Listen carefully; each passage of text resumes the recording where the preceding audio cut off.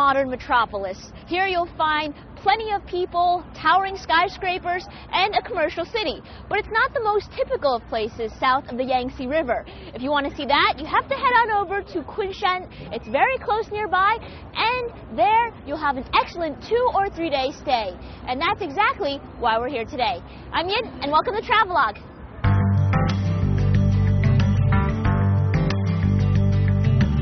That was a quick 20-minute ride from Shanghai. And here we are now in Kunshan, where there's 3 very famous water villages. We're going to head on over right now to Tiandong. And I think I see plenty of buses over there, so going to hop on.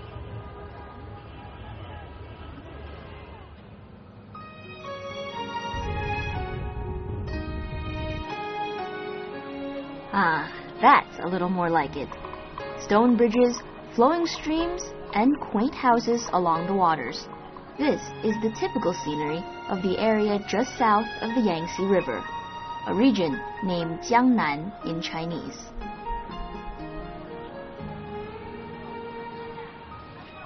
It's one of the most idyllic sights to see.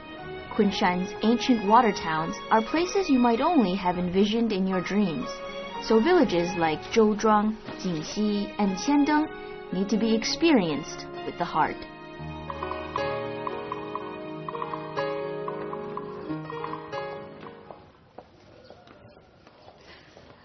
If you come to Kunshan, one place you certainly can't miss is the ancient water village known as Tiandong, and it's typical of the southern water villages just south of the Yangtze River.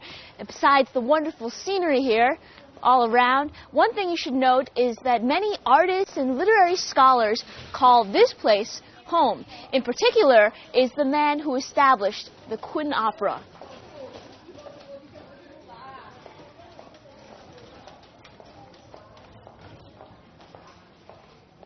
Tiandong's history dates back 2,500 years. To this day, the people of Tiandong preserve traditional lifestyles. You'll find shopkeepers taking down their wooden plank boards and opening up shop if you can get up early.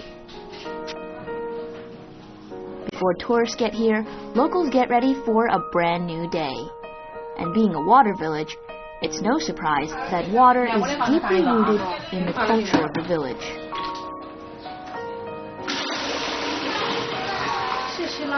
There's no admission fee to tour the streets of Tiandong, but you need to buy a ticket if you want to see the tourist attractions here.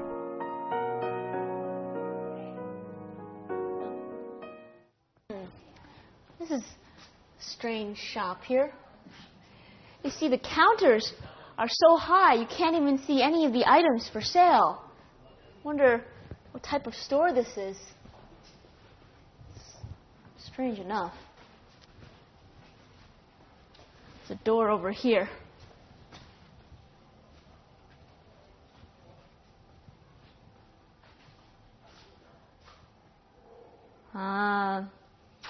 It's a pawn shop. This pawn shop was built in the late Ming, early Qing dynasty. The goods that could be pawned here range from clothing and common items to jewelry and other expensive goods. Since this was a high-class pawn shop, the pawn manager would evaluate the prize goods, whereas his attendants would examine the cheaper items. Back then, this was the largest pawn shop in the Jiangnan area. The owner of this pawn shop was the Yu family, a wealthy family who lived in this large complex with over 120 rooms scattered over 6 buildings.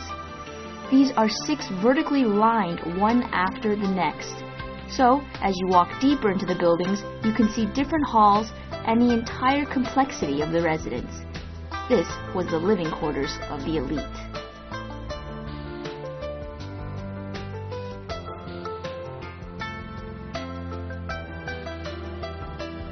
Jiangnan was home to many elite, and at the same time, inspired many artists. Gujian Memorial, I think it's over there. Gu Jian is actually the famous man who established Kun opera. And now Kun opera is one of the oldest operatic art forms here in China. It's even older than Peking opera. And this memorial here was his residence over 700, 800 years ago. So let's take a look here inside. Now, it's said that if you come on the holidays or the weekends, you just might be lucky enough to catch a performance by one of the leading actors of Kun opera. It's a little bit quiet on today, but maybe when you come around, you'll see something special. Kun opera has been listed as a world cultural heritage and served as the mother of hundreds of Chinese operas. On the second floor of the Gu Jian Memorial, you'll find introductions to Gu Jian's life and KUNSHAN.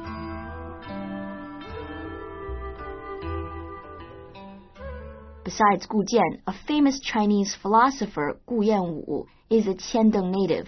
The Gu Yanwu residence was built in the 17th century, and Gu's family was one of the four most distinguished families of the Jiangnan region, with members becoming the officials and famous scholars in the Ming and Qing dynasties.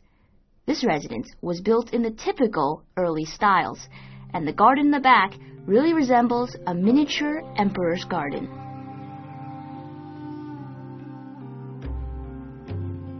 The people of the water village live peacefully in homes alongside small bridges over flowing waters. The town is encapsulated in a bubble of tranquility. So, it's no surprise we can find an ancient temple standing quietly over here. The Extending Happiness Temple was built in the 6th century. It's said that in the year 1008, there were 1008 rooms, and the temple accommodated more than 800 monks and priests.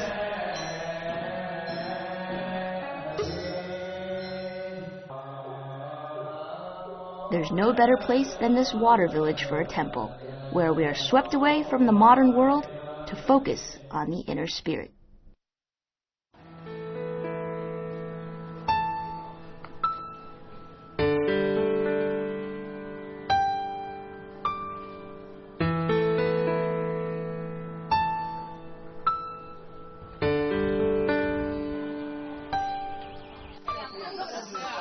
A part of getting to know Qiandong is tasting the delicious local snacks.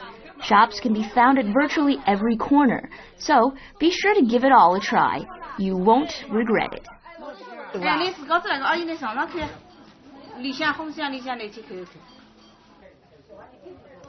You know, along these alleys, the most common thing you'll find are snack stores. And of the snacks, the most popular is something called the wa di su, which, strangely enough, literally means a snack crisp that you put under your sock. And I think, well, there's a store here. Let's see which one it is. 师傅，那个咱们这儿有wa di su吗？对，有，就这个wa di su。哦，这个就是wa di su。对，你可以来个尝尝。看一下这个东西，这个为什么叫wa di su啊？这个wa di su的来历很长，有几十年了。这个形状像瓦底。做起来wa di su是酥的，有几层做起来，吃起来叫挺香，香葱椒盐的。So you don't actually put this in your sock, but the snack itself sort of resembles an insole. And wow, you have scallions, and let's try the flavor. Really fragrant. It's salty and sweet. And 这个是您自己做的吗？对，我们自己做的，里面有工厂，你可以来看。能看看吗？对，来。好。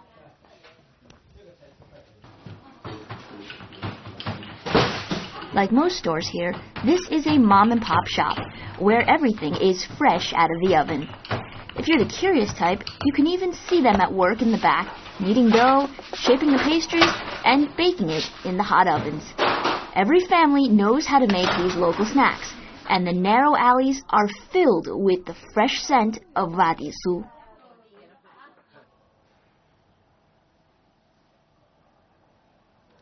Look at these unique little handicrafts here. Hey, 师傅，这些都是什么东西做的呀？这是那个橄榄核。那这些工艺品都是您自己做的吗？一部分是我自己做的，有一部分呢是那种学徒做的。那这个需要多长时间能做好？这个嘛要看图案的，一般像这种东西呢，只要2-3个小时就可以完工了。你看这个船吧，这个船就费事了，你用放大镜放一下看一下。我看一下这个。很精致的，这个窗户可以打开的，又叫合舟记。Wow, this one, it's really intricate. You need to make it bigger, and you see actually the details.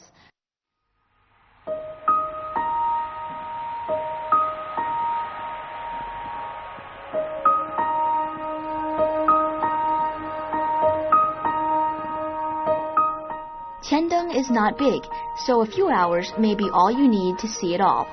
But I would recommend that you stay here for at least an entire day to experience the full flavor of the water town from sunrise to sunset. Kunshan, as one of the most economically wealthy regions in China, is surprisingly blessed with the mystifying natural charm of these water villages, where the modern world seems to be a concept far remote from the people. It's like that in Tiandeng and also in Zhouzhuang. All right, so here we are in Zhouzhuang, and luckily from Kunshan there's plenty of buses that run every single day, every 10 minutes, and it takes maybe only an hour to get here, a little less. So Zhouzhuang, though, is exactly the place I want to be at because it's the most well-known water village here in China. So I'm going to go check it out.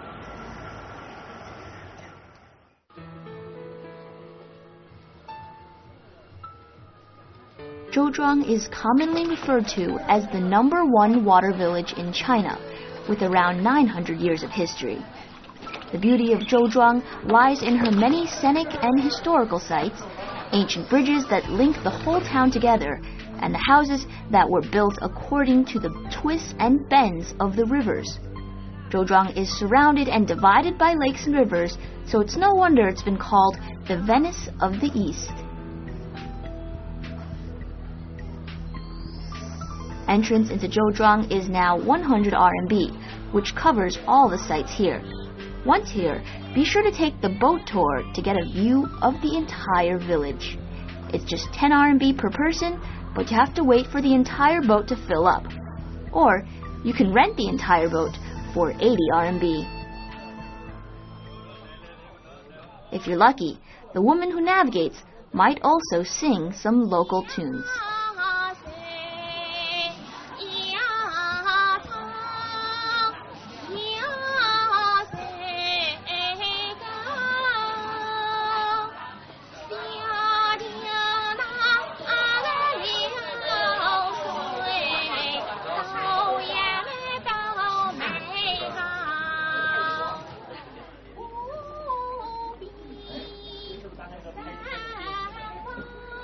Of course, the best way to experience the water village is a boat ride here through the narrow waters. Here you'll get a view of the people walking along the bridges, and especially in the drizzle, you'll feel the serenity of the entire environment. And of course, combined with the sound of the most traditional singing.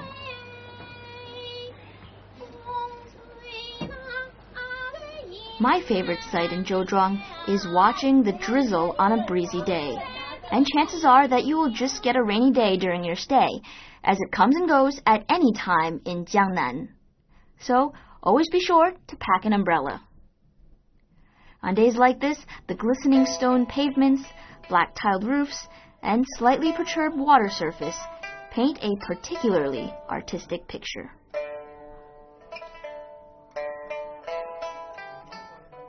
To warm up inside, why not go to a tea house and sip some hot tea, listen to some Suzhou folk music, and watch the boats pass by along the water.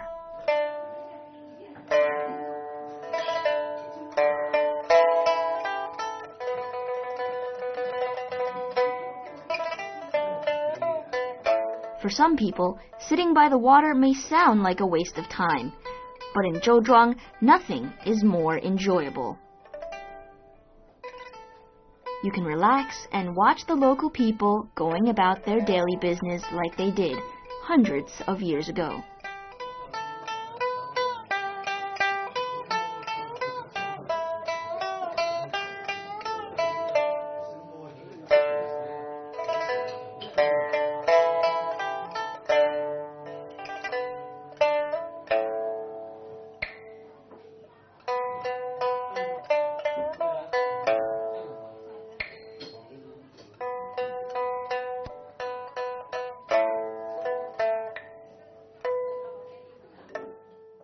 Most of the residential houses in Zhouzhuang were built during the Ming or Qing dynasties. Shenting residence was built in 1742 by the descendant of the first millionaire of the Jiangnan region, Shen Wansan. This mansion is more than 2,000 square meters and serves as an extraordinary example of how the rich lived in feudal China. There are more than 100 rooms, and each item in the room is made with particular attention to detail. This place look familiar at all?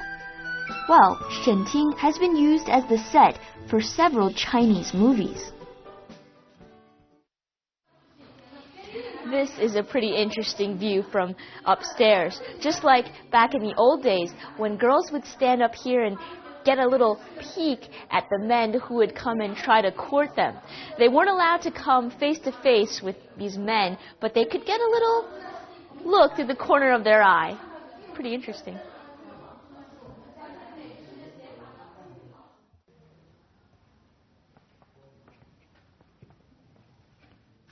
Wow. Check out this enormous kitchen. Here you have the cutting boards and the stoves, the utensils and pots and pans of all different sizes. And it was even back in the day that people put such great importance on food and cuisine. And the food of this family actually affected the cuisine of the entire area. If you go around now to the different restaurants or, some of the shops, you can find still the Wansan family feast and maybe get a taste of food back in the ages.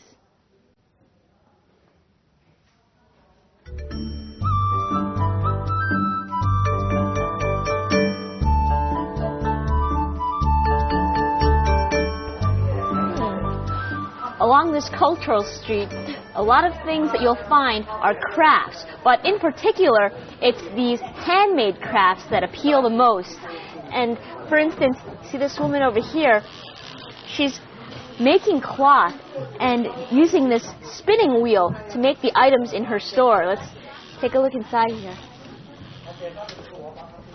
Next step is actually weaving it, see? It's hard to imagine that everything here is made by this process.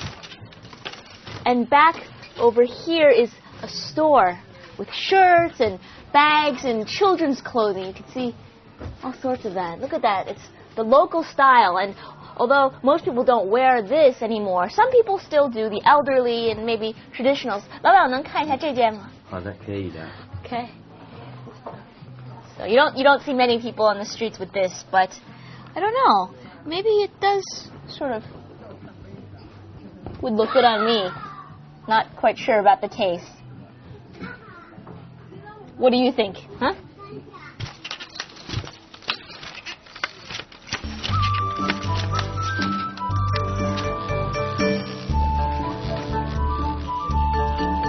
The long cultural street is named Zhenfeng Street, and it displays the lifestyles of the people of Jiangnan.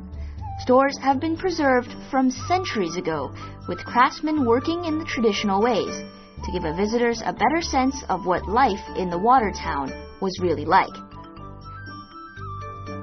Not only can you see it with your eyes, but you can also purchase these handmade goods and bring out a little bit of Jiangnan in your house. But don't forget to bargain.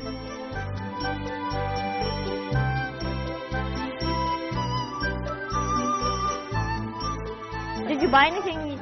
Well, there's lots of things by my feet and everybody carrying things. But so, many things. Let's see. Okay. Let's see what we get. Are they all? Oh, we got the little. I love the little shoes. I have a shoe collection. I have. This is the cloth. The cloth. With very typical cloth. Silk scarves. Oh, I like this. This is my favorite. They actually have my size here. What is this? This is of the town with the boat. It can be said that the spirit of the town is buried in the water. It's these water paths that form the bloodline of the city, and you can sense the strong water culture that affects every aspect of people's lives.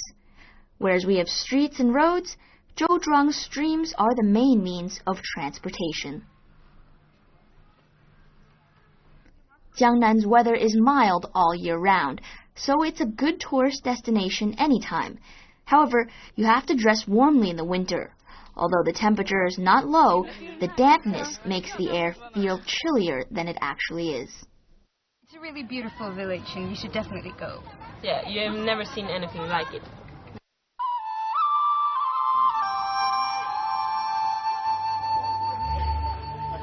A trip through Zhouzhuang actually only takes one day. However, I highly recommend that you stay here overnight because come nighttime, you get a completely different face of the entire water village, lit up by lanterns and glistening waters. It's something you definitely have to experience.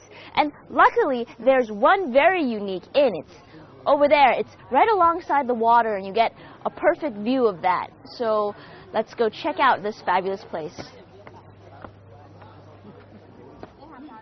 The waterside inns all preserve the typical Jiangnan style. 哎，您好，那个能看一下房间吗？嗯，好，谢谢。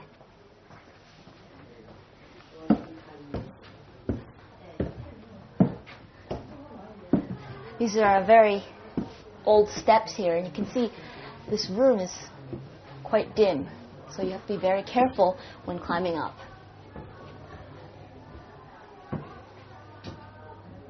Wow. This is a pretty homey room here. And back many years ago, this just was a typical residence. And afterwards, many tourists and visitors were allowed to stay here in this home. And even today, you see the bedding all the way to the curtains and to the chairs even. It's very traditional local flavor, just of the water villages south of the Yangtze River. But the main reason why I chose this room was the view from the window. And I think I can get a view of the water.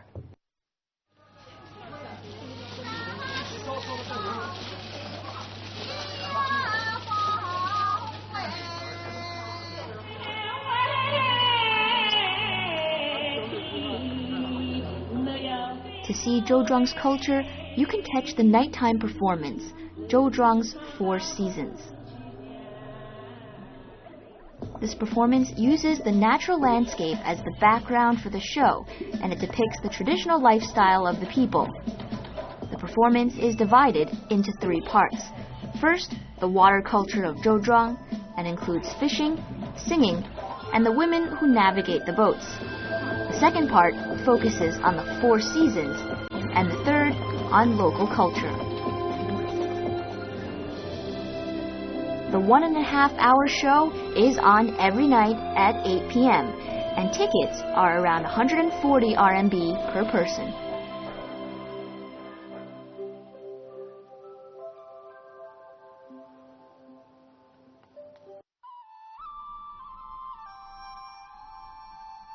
Now that we've satisfied our eyes, it's time to satisfy our stomachs.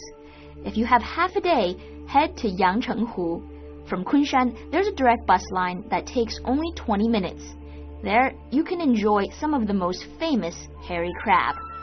During the fall months, hordes of people will gather here to enjoy this delicacy. And the crabs are generally priced high, from at least 60 to over 100 RMB per crab, depending on size.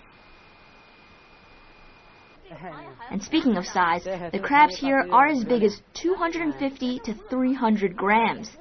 And they're expensive because the water quality is excellent and the crab meat is very tender.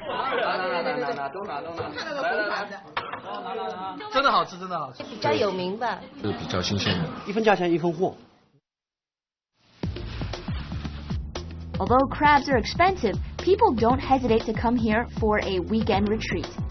The over 400 restaurants are all packed. so it's advised that you reserve 2 weeks in advance. Come nighttime, the lights light up and people rush on over from far and wide for one thing.